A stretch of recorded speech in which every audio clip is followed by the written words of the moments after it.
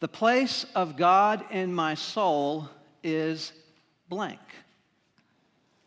What kind of cynical person would say that? It's got to be an atheist. It's got to be an agnostic.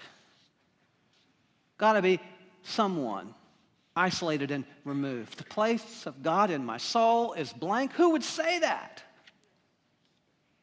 It just happened to be Mother Teresa, one who served and gave her life and opened herself in amazing ways.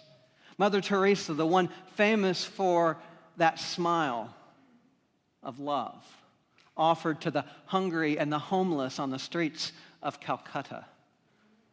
And yet, is it possible that what she expressed on the outside was out of alignment with what was on the inside? She was called a hypocrite by some when those words were revealed from her private diaries. Another one said, God, if this is the way you treat your friends, no wonder you have so few of them. Who would say that? This was Teresa of Avila, the 16th century reformer and future saint. One who was known for her relationship with God being so deep that it was said that she levitated through the fullness of the Spirit in the presence of God.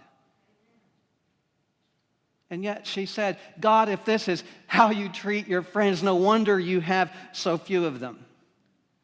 Mother Teresa of Avila, they were not alone in their words. They echoed the words of the scripture you heard today from Job. Job said it this way, today I complain bitterly because God has been cruel, despite all my groaning. If I only knew where to find God, I would go there and argue my case. I would say, God, do you know who I am? I am one who has served you and loved you. I have been there for you. Now, where are you for me?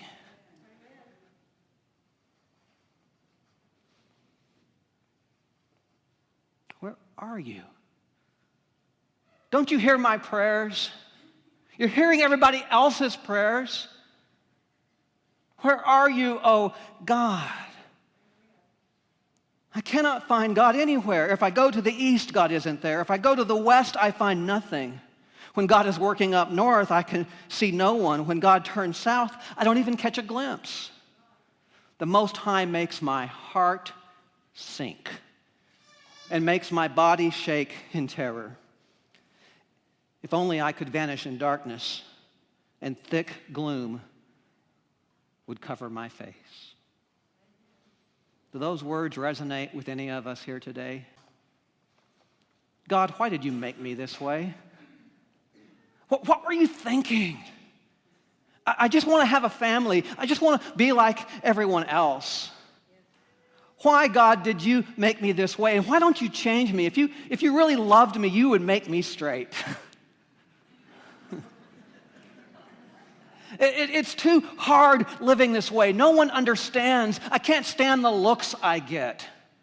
What were you thinking, God? It hurts so much. Where are you, God? If you were real, you'd change me. Where is God? Looking at the story of Job, at one time he felt so close to God. And Mother Teresa, she writes of these moments of ecstasy, the ecstasy of being so close to God that called her into this lifetime of service. And Teresa of Avila, she felt so close, as did many of us. We felt so close to God. I mean, when I was growing up, I was the church nerd. I mean, I came out of the womb singing Amazing Grace. How great thou art. This little light of mine, I'm going to let it shine. I couldn't wait to get to church every Sunday. I mean, I was at church the third week I was born, and I've probably only missed 2 or 3 my entire life since then. I loved hearing those stories. I loved Sunday school where they had the flannel board and they'd put all those Bible characters. My favorite was Daniel. I imagined myself there in the lion's den, right there with Daniel, taming those lions and serving them little cat treats once they were calmed down. I loved church. I loved the people of God. I felt so close to God. And then puberty hit. And something didn't seem right. And it didn't take long until I felt this amazing distance. What's wrong with me? But I was that one who felt so close to God. I would sit on the front row and record everything that happened in the service. And then I came to this place where I prayed and cried out to God because something was wrong with me. What had I done wrong? How did I end up this way? And I, who had sat on the front row, began to move further and further back. And soon I stood at a distance, feeling like I was no longer a part of all it had ever been. And I started thinking, maybe it's just not true. Maybe this church thing is just culture. There I was, a senior in high school heading into college, and everything that had meant anything to me now seemed lost. But I had to put on the face. I was the pastor's kid. I had to smile, despite the fact that I was getting ripped from the inside out. What kind of God would put a teenager into that kind of place? What kind of God would make someone so vulnerable go through something like this? Why is it that sometimes it's the most vulnerable who seem to have to carry the most? There was a young mother who had no idea what she would face. A young mother who felt the presence and then the absence. The young mother brings her firstborn to the temple with an offering of turtle doves as her culture directs her. There, the elder priest prophesies that her child has a fated role to play in Israel's life, and that a sword, sorrow, will pierce her heart also. Next, she flees with her child to faraway Egypt, her spouse being warned in a dream that the king is seeking to destroy their boy.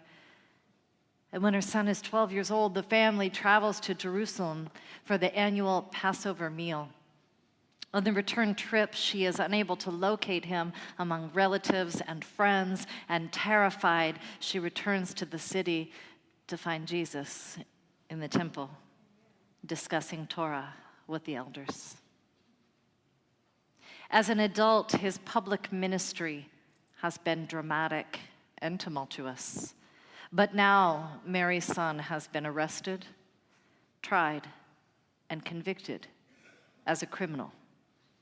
His final humiliation is to be forced to drag the cross on which he will be crucified through the streets, and there he meets his mother among the crowd of weeping ones who will follow him.